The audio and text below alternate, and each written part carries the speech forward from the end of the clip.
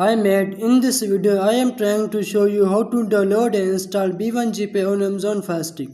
Before starting the video, if you need any IPTV service you can contact me on WhatsApp.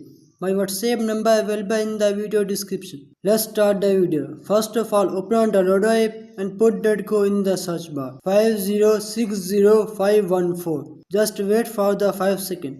It takes 5 seconds for verification. After that, B1G Player is automatically downloading. Wait for it to download.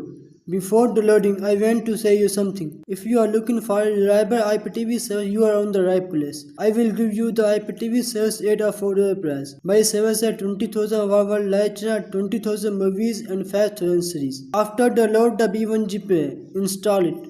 And after installation, open it. After opening, press on the link 1. Now you need a username and password to watch IPTV on it. So put your username and password. If you do not have a username and password, then contact me on WhatsApp. I will give you the username and password. If you like this video, subscribe to my YouTube channel. Thanks for watching.